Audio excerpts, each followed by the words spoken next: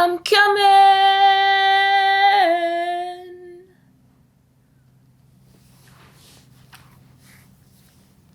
I'm coming. Hello. Okay, so a couple things. I finally watched HadesTown and it changed my entire outlook on the show after listening to it for months, the entire year, kind of fully coming to conclusions about the story and what it's supposed to mean and what character relationships are. In this story of star-crossed lovers who inevitably meet tragedy, which is supposed to be exemplified and sort of more of a deep cut because of how deeply and desperately in love they are, I've come to the conclusion that Orpheus and Eurydice are not actually in love. And they aren't supposed to be.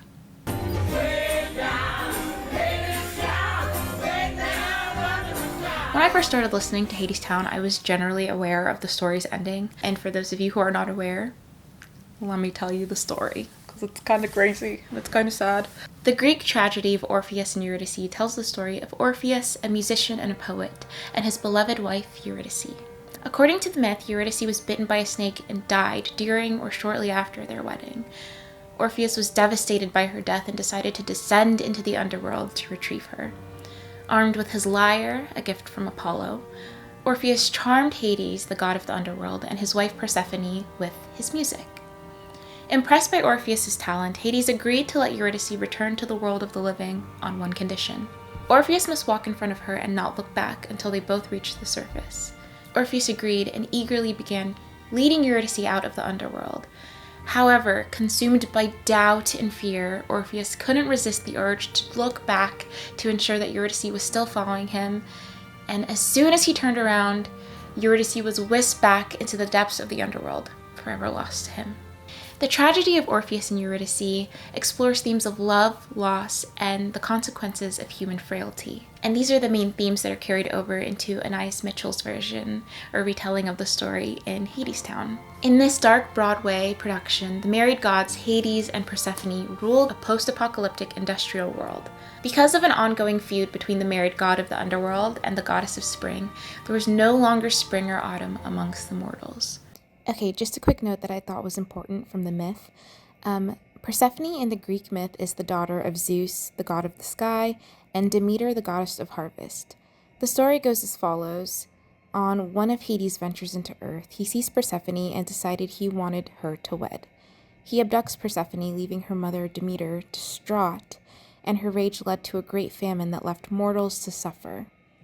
An eventual deal was struck which promised to bring Persephone up from the underworld for half of the year and back to the underworld for the other half, and this is where the seasons spring, summer, and autumn and winter come from. In the show, they don't go into this history at all. Instead, Persephone and Hades actually seem willfully in love, but the rules of the seasons still apply. They're in conflict, and so they're having like this eternal winter instead of her coming back for spring. She comes back for a little bit during the show, and Hades comes back early to take her back down into the underworld, and that's why they are having such a hard time, because they are not experiencing the seasons the way they are supposed to. It's either blazing hot or freezing cold. Anyway, the wind blows. Orpheus and Eurydice fall in love in the midst of their dystopian suffering, but Eurydice, tempted by Hades with promises of security, food, and warmth, chooses to go to HadesTown, which seems not to be the underworld, but a distant and unattainable town that is just as bad as hell itself. And devastated and unknowing of the deal Eurydice has made with Hades, Orpheus decides to rescue her. He ventures into HadesTown, where he finds out the deal Eurydice made, and just when he's about to give up, the people of HadesTown join forces with him. Orpheus sings a song to Hades, and the leader of the underworld, moved by the music, agrees to release Eurydice under the condition that Orpheus doesn't look back when they're on their journey. However, at the last second, overcome by doubt, Orpheus looks back, and Eurydice is dragged back down to HadesTown forever. So it's essentially the same story, and there are clearly a lot of similarities, but for a little bit, if you would follow me, I would like to focus on the differences. If you see me looking to the side, it's because I'm looking at my notes, and I apologize, there's nothing I can do about it. Also, did you notice I'm dressed like Eurydice and all the other people of HadesTown? I bet you didn't notice because you don't pay attention to me. I'd like to acknowledge some of the differences between the myth and the stage performance in the form of a numbered list. Myth Eurydice doesn't choose to go to the underworld. She dies. She was randomly bitten by a snake and had no desire to be with Hades. This is probably the biggest difference in the story, and it's something that as a whole, Eurydice is characterized in a very different way than in the myth. I think a lot of it having to do with wanting her to have more autonomy over everything. Because in the story, oh my gosh. In the story, Eurydice is really just sort of a conduit for Orpheus to learn a lesson. In the stage show, she is a completely different person. Stage Eurydice, led by temptation, chooses Hades over Orpheus, and only regrets it after she realizes that the people in HadesTown aren't actually free or better off. And the reason I say she chooses Hades over Orpheus is because there's kind of a weird sexual undertone. Why not fly south for the winter? As she is about to leave the surface to go to HadesTown, she calls out to Orpheus one more time. She says, "Orpheus, my heart is yours. Always was, always will be. It's my gut I can't ignore. Orpheus, I'm hungry." She's apologizing to him. She's saying, "I'm sorry. I'm picking this man who's going to do more for me, give me what it is I want." Eurydice goes down into HadesTown. She signs the deal. She's with Hades now. And the first thing we see when she is in HadesTown is her trying to reach out to the other people there, saying, "Does anybody hear me? Hello, my name is Eurydice," to which she gets no response. And that's when the fates come in and they're like, "Haha, gotcha. Your belly is full and you're warm, but you will be working for the rest of your life." All that to say, Eurydice only seems to show that she regrets her decision or that she's afraid after she realizes that HadesTown is not everything that she wanted and more. Which makes me think, if HadesTown was this utopia of food and comfort and warmth and people, I genuinely do not think that she would have been upset to be there. I don't think she would have regretted it. I think that she would have been content, and Orpheus would have just been another boy of her past.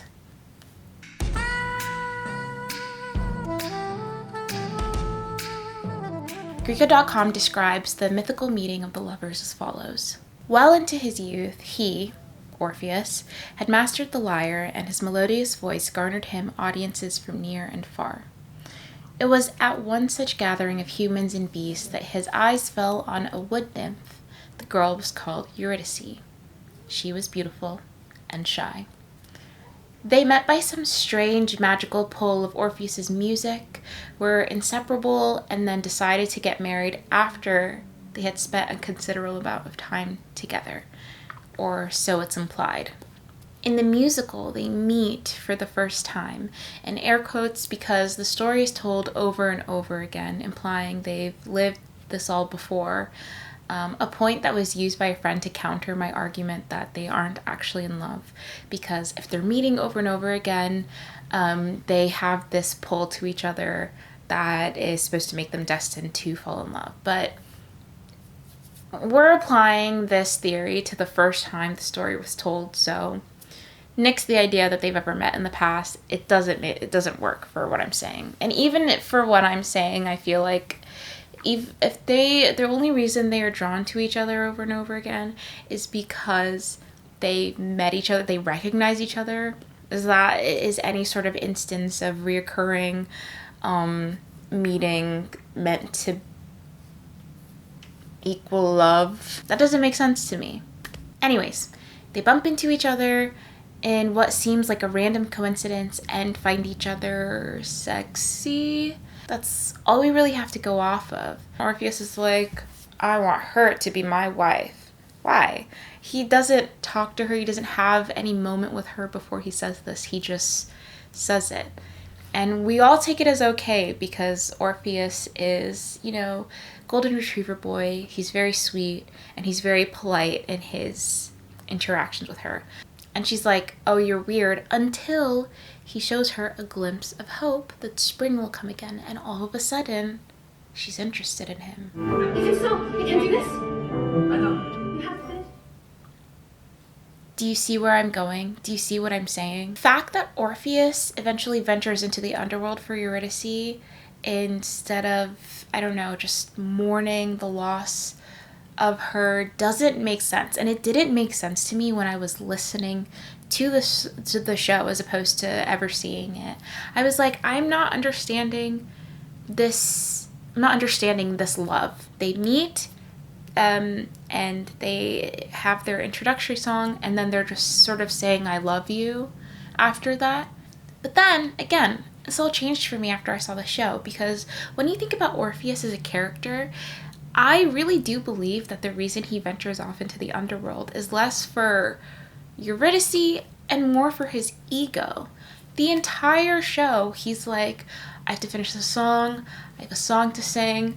And again, he has this golden retriever energy that makes it sort of like, oh, that's just Orpheus. He's just so passionate about his art. But he really is this sort of ego maniac. I'm being dramatic, but he believes that his music will bring about spring, and that's going to do something to your head. And he finds a way to tune out the rest of the world when he's not interested in hearing it. He ignores Eurydice for so much of the show because he's like, I have to finish my song. And I know it can be argued that he is just passionate and he really wants to save the world with his music. For sure, 100%, him bringing about spring is an objectively good thing, but it feels self-serving in a lot of it. And he does make a difference, but it all still just feels like icky to me. I don't know. Maybe I'm being dramatic, but the reason I know I'm not being dramatic is because in earlier iterations of the show, Orpheus was a jerk. He flat out was like this like pompous, sort of like, yeah, I got my music. The original Orpheus was played by a man called Damon Dauno. I'm sure I'm pronouncing his last name wrong. But his version especially was this very sort of hard to like character.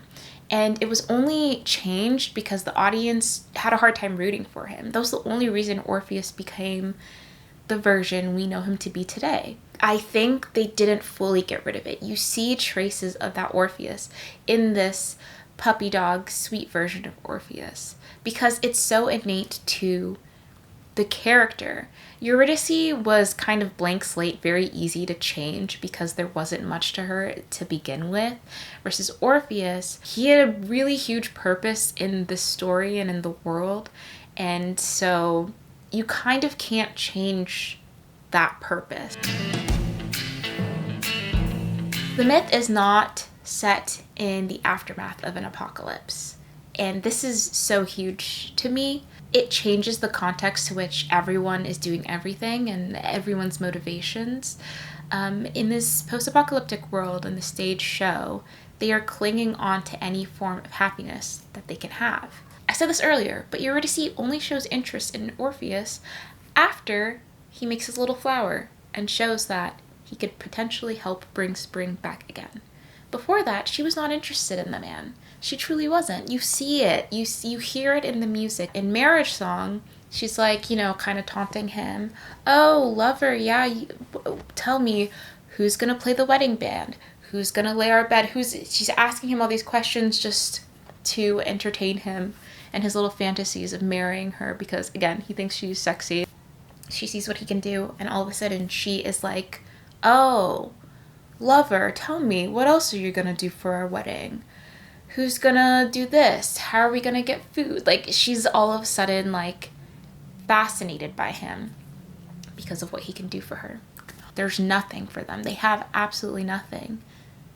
And so when they find something, it feels grander. Those are the huge differences in the show that I feel like help me explain my point of why I don't think that they're actually in love. And aside from that, my next point is that they just don't feel in love. The lighting might have changed. I apologize. I had to step away. So in those introductory songs, I'm not sure what the proper musical terminology is, but in Come Home With Me, Come Home With Me, and Wedding Song, this is all we get before we have All I've Ever Known, which is Eurydice and Orpheus kind of proclaiming their love for each other. All I ever know is how to hold my own. Now I wanna hold you. So we have the two songs, and I used to think there must be some dialogue or something in between that I was missing from just listening to the soundtrack to showcase the growth of their love. But similar to Hamilton, the music is really the whole show. You're getting everything from listening to it. The only thing you're missing from just listening to the soundtrack is the visuals. But all the story elements are there. This said, there's very little indicating that there's any reason the two should feel so connected to each other. This gets even more confusing with the acting choices that are made in the original casting of HadesTown. Okay, I want to preface this by saying Eva Noblezada's Eurydice will always be the original. There will never be an original Eurydice that is not her. I mean, there is in the other version, but HadesTown on Broadway musical, Eva Noblezada, I'll give her flowers. And I will always perhaps unfairly compare others to her. But she presented a sweetness that never felt quite right to the character in this world and version of the story of Orpheus and Eurydice. I'm sorry, I had to say it.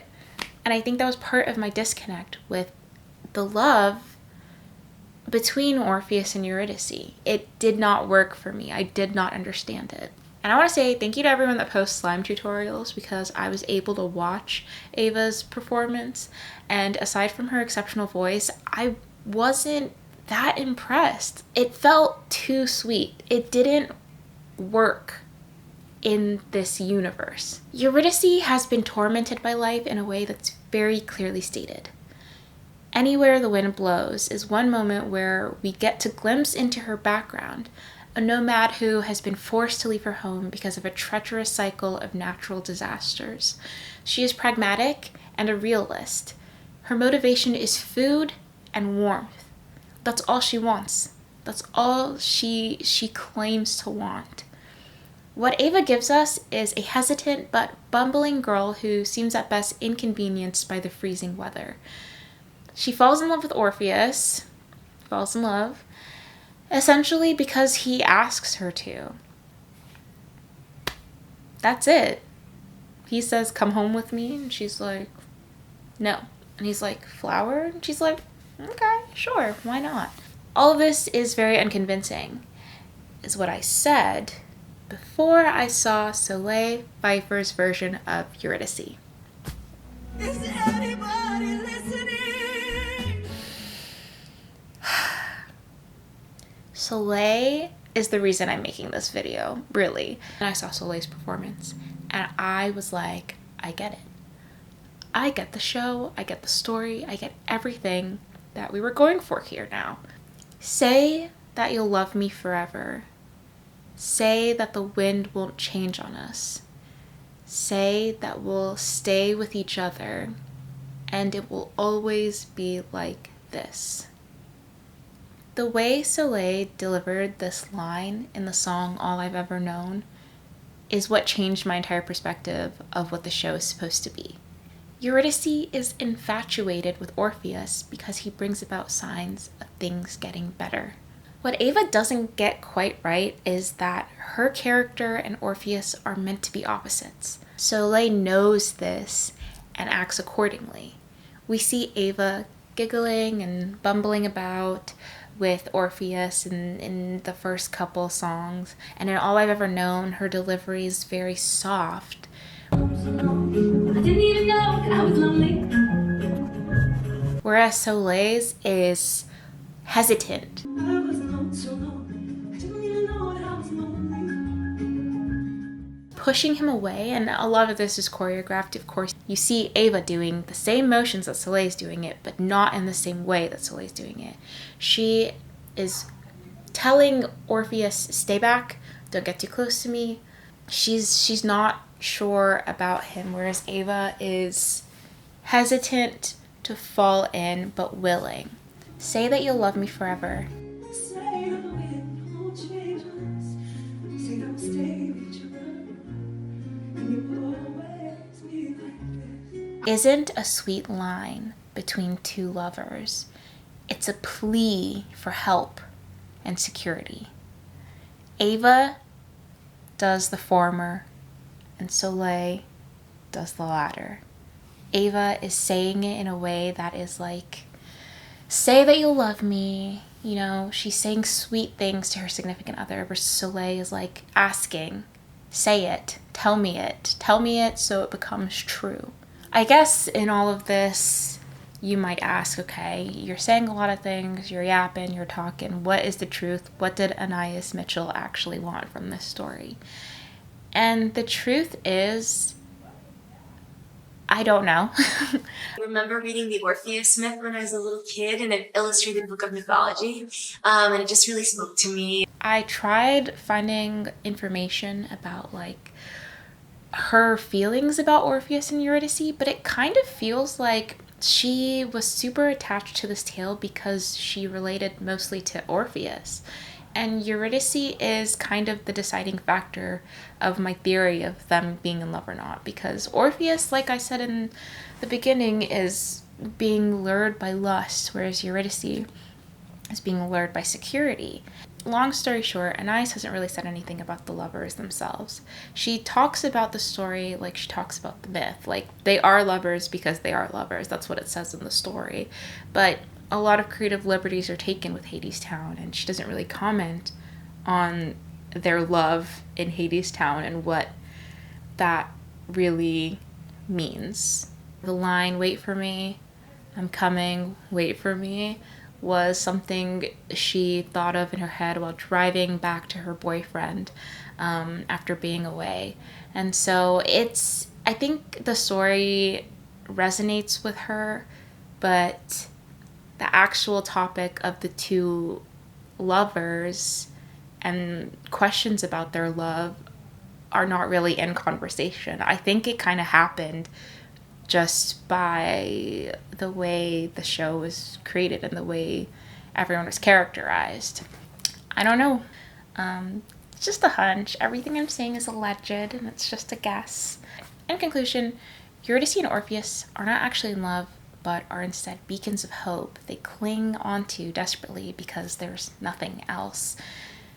Orpheus sees a beautiful woman, and that's enticing, and Eurydice sees someone who can bring about change, and that's enticing. The story of Orpheus and Eurydice parallels the story of the gods to dispel the message of ego, frailty, and trust through romantic relationships. Love is a tool in the show, but I genuinely do not think the show is about love itself. And maybe that's kind of a different topic I just opened up, and if you liked this, I can talk about maybe the parallels with Persephone and Hades a little bit more. But yeah, thanks for watching. Let me know what you think too. Do you think they're actually in love? Why do you think that? Argue with me. Yeah. All right, goodbye. Your honey water wine, you make me warm inside.